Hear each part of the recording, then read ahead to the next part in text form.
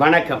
எட்டி டாக்ஸில் என்ன செய்தி பார்க்க போறோம்னு கேட்டீங்கன்னா, முதலமைச்சர் வேலையை விட்டு வீட்டுக்கு போகும் விஜய், ஆட்சியை கைப்பற்ற அமித்ஷாவுடன் கைகோர்க்கும் எடப்பாடி பழனிசாமி. எல்லாரும் சொல்றது என்ன தெரியுமா? இந்த ஆட்சி 5 ஆண்டு காலம் நீடிக்காது அப்படின்னு அழுத்தம் திருத்தமா சொல்றாங்க. ரங்கராஜ் பாண்டே போன்றவங்க என்ன சொல்றாங்க கேட்டீங்கன்னா, இந்தியாவில் ஒரே நாடு ஒரே தேர்தல் கொண்டு வர போறாங்க. 2028 ஆகஸ்ட் மாசத்துக்கு பிறகு அதற்கான பணிகள் தீவிரப்படுத்தப்படும். அதனால விஜய் ஆட்சியை 5 ஆண்டு காலம் அவர் நடத்தலாம் என்று ஆசைப்பட்டா கூட 5 ஆண்டு காலம் விஜய் ஆட்சி இருப்பதற்கான வாய்ப்பில்லை. இப்படி 2029 விஜய் ஆட்சி கலைக்கப்பட்டால் மீண்டும் விஜய் அவர்கள் தான் ஆட்சிக்கு வருவதற்கான வாய்ப்பு இருக்குது. எனக்கு 5 ஆண்டு காலம் வாய்ப்பு தந்திருந்தாங்கன்னு வச்சுங்களேன், நிச்சயமாக அனுபவம் பெற்று அற்புதமான ஒரு ஆட்சியை கொடுத்துருப்போம். நாங்க அனுபவங்கள் பெற்று நிர்வாகத்தை கையில் எடுக்கின்ற தருணத்துல ஆட்சியை கழிச்சிட்டாங்க அப்படின்னு பிரச்சாரம் பண்ணியே மீண்டும் அவர் தான் ஆட்சிக்கு வரதுக்கான வாய்ப்பு இருக்கிறது. அதனால இந்த ஆட்சியை 2029 வரைக்கும் நீட்டிக்க விடக்கூடாது. அப்படி நீட்டிக்க விட்டோம் என்றால் நிச்சயமாக விஜய் தான் மீண்டும் ஆட்சிக்கு வருவாரு. அதிமுக திமுக கூப்பிட தான் உட்காரணும். அதனால அதற்குள்ளாக விஜய வீட்டுக்கு போக வைக்கணும் அப்படின்னு திமுக தீவிரமான ஐடியா போட்டிருக்குது. அதனால தான் தமிழகம் முழுவதும் பரவலாக குதிரை பேரத்தை திமுக அரங்கேற்றி இருக்கிறது. ஏற்கனவே திமுக மே மாதம் 4ஆம் தேதியிலிருந்து 10ஆம் தேதி வரைக்கும் பல கட்ட முயற்சி எடுத்தது, விஜய் ஆட்சி அமைக்க கூடாது என்று சொல்லிட்டு. அந்த ஒட்டுமொத்த முயற்சிகளும் தோல்வி அடைந்தது. ஆனா நம்ம திமுக பொறுத்த வரைக்கும் எவன் நல்லா ஆடுறான் எவன் நல்லா ஆடல அப்படின்றத மக்கள் முடிவு பண்ணணும்னா அவனை முதல்ல ஆட விடணும். ஆனா திமுக பொறுத்த வரைக்கும் விஜய ஆடவே விட மாட்டாங்க போல இருக்குது. இடையிலேயே ஆட்சியை கழிச்சிடுவாங்க போல இருக்குது. அதனாலதான் நம்ம விஜய் அவர்களை பொறுத்த வரைக்கும் கலைச்சா கலைக்கிட்டோம், அதுக்கப்புறம் நம்ம தான் ஆட்சி என்று துணிச்சலாகவும் இருக்கிறாரு அப்படின்னு ரங்கராஜ் பாண்டே அவர்கள் சொல்றாரு. அங்கங்க குதிரை பேரம் நிகழ்து இல்லையா, அந்த குதிரை பேரத்தை அடிப்படையா வச்சு திமுக தீவிரமாக காய் நகர்த்துகிறது. இப்போது சிக்குவதெல்லாம் மேலோட்டமான விஷயங்கள் தான். திமுக இதை விட ஆழமாக இறங்கி வேலை பார்த்துட்டு இருக்குது. அப்படி தீவிரமா வேலை பார்த்து கொண்டு இருக்கின்ற ஆட்கள் எல்லாம் காவல்துறையினிடத்துல ஒருபோதும் சிக்க மாட்டாங்க. நம்பிக்கையில்லா தீர்மானத்தை கொண்டு வராங்க பாருங்க திமுக, அன்னைக்கு தெரியும் எந்த அளவுக்கு தமிழக வெற்றி கழகத்துல திமுகவுக்கு ஆதரவாளர் இருக்காங்க, சிரிப்பர் செல்கள் இருந்திருக்கிறாங்க. இரண்டாவது, ஒரு பக்கம் குதிரை பேரத்தை கண்டுபிடிக்குன்னு சொல்லிட்டு செந்தில் பாலாஜியும் அவங்க தம்பியும் அதிரடியா கைது பண்றேன்னு சொல்லிட்டு தீவிரமா தேடிக்கிட்டு இருந்தாங்க. நீதிமன்றம் வரைக்கும் போய் ஜாமீன்லாம் வாங்கிட்டு இருந்தாங்க. ஆனால் திடீர்னு எப்படா தவேகால இவ்வளவு பேரை திமுக வாரி சுருட்டிச்சு அப்படின்னு நம்மளே ஆச்சரியப்படுத்துகின்ற அளவுக்கு ஆட்களை தம் பக்கம் திமுக இழுத்திருக்கும். அதற்காக கீழ்மட்டத்திலிருந்து மேல்மட்டம் வரைக்கும் வேலையை பார்த்துட்டு இருக்குது. விஜய 5 ஆண்டு காலம் ஆட்சியாளர் விட்டமோ இல்ல 2029 வரைக்கும் ஆட்சி ஆளுறதுக்கு விட்டோம்னாலும் அது திராவிட கழகங்களுக்கு பெரிய ஆப்பு அப்படின்னு திமுக எண்ணிடுச்சு. அதனால ஒரே நாடு ஒரே தேர்தல் வர்ற வரைக்கும் திமுக ஒண்ணு ஆட்சி கட்டில இருக்கணும், இல்ல அதிமுக ஒண்ணு ஆட்சி கட்டில இருக்கணும். இப்ப இருக்கின்ற ஸ்ட்ரென்த் அடிப்படையில திமுக அதிமுக 2 பேரும் சேர்ந்தா கூட பெரும்பான்மை கிடையாது. அதிமுக 6 பேர் போயிட்டாங்க, 41 தான் இருக்கிறது. சோ அதனால தவேகாவிலிருந்து ஆளை சுருட்டினா மட்டும்தான் நாம விஜய் அவர்களை வீட்டுக்கு போக வைக்க முடியும் அப்படின்னு திமுக தீவிரமாக ஐடியா போடுது. இதுல எடப்பாடியினுடைய பங்கு இருக்குதான்னு கேட்டீங்கன்னா, எடப்பாடியினுடைய பங்கு எந்த அளவுக்கு திமுக ஆதரவா இருக்குதுன்னு சொல்லிட்டு நமக்கு தெரியாது. ஆனால் நேற்று எடப்பாடி பழனிசாமி ராணிப்பேட்டை திருப்பத்தூர் நிர்வாகிகிட்ட ஆலோசனை நடத்துகின்ற போது சில விஷயங்களை அழுத்தம் திருத்தமா சொல்லி இருக்கின்றார். நீங்க கட்சிக்கு எந்த அளவுக்கு விசுவாசமா இருக்கிறீங்களோ அந்த அளவுக்கு தான் வருகின்ற உள்ளாட்சி தேர்தலில் உங்களுக்கு சீட்டு கிடைக்கும்.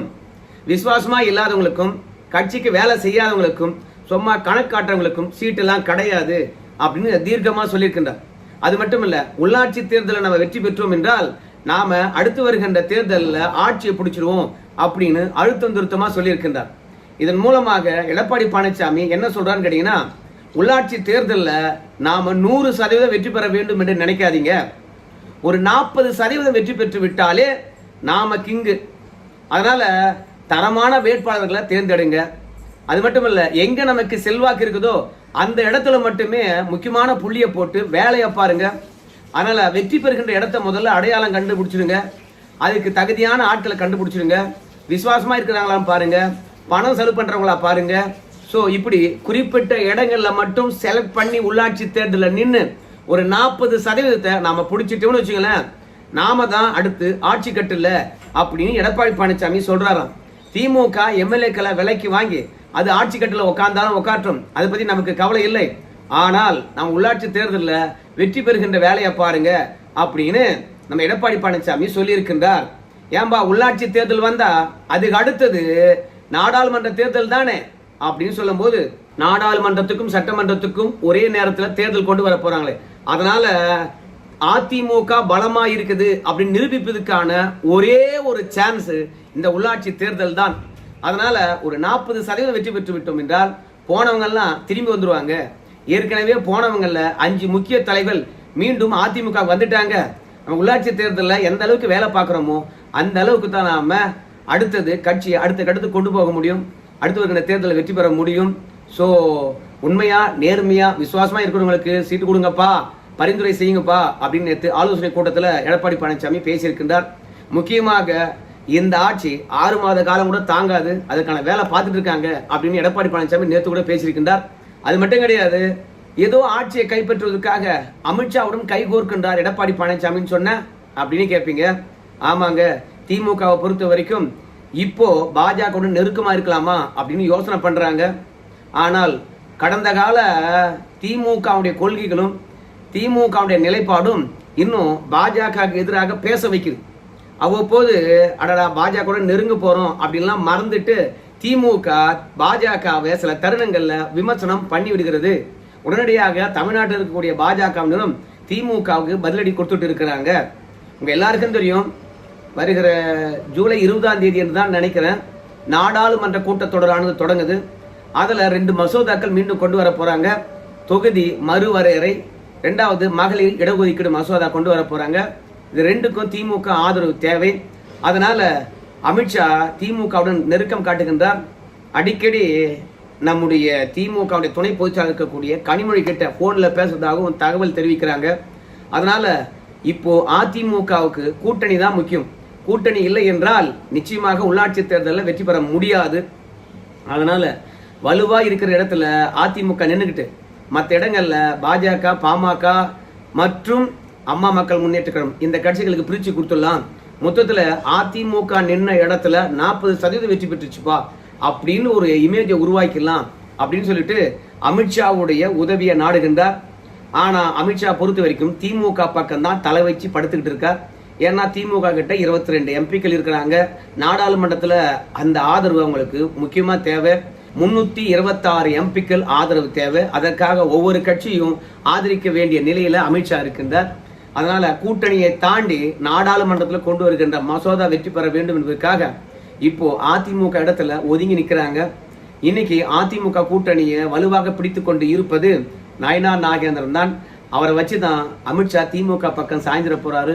கொஞ்சம் இழுத்து புடிங்க அப்படின்னு வேண்டுகோள் வச்சிருக்கின்றார். அது மட்டும் இல்ல, டிடிவி தினகரனை கட்சியில சேர்ப்பதா கூட்டணியிலே வைத்துக் கொண்டிருப்பதா என்று எடப்பாடி பழனிசாமி யோசிக்கின்றார். உடனடியாக டிடிவி வருகின்றார் என்றால் இன்னும் சில பேர் வந்து சசிகலாவையும் சேர்த்துக்கலாமே, ஒவ்வொருத்தரும் வந்தா ஏதோ ஒரு விதத்துல பலம் தானே அப்படின்னு எடப்பாடி பழனிசாமி கிட்ட ஐடியா கொடுக்குறாங்க. ஆனால் சசிகலா வந்தாங்கன்னா அது சரி இருக்காது. அவங்க பெரிய மனப்பான்மையுடன் இருக்கிறாங்க. ஜெயலலிதா உயிரோடு இருப்பது போலவே ஃபீல் பண்றாங்க. ஜெயலலிதா கிட்ட நம்ம எப்படி இருந்தோமோ அப்படிதான் இருப்போம் அப்படின்னு சொல்லிட்டு ஐடியா பண்றாங்க.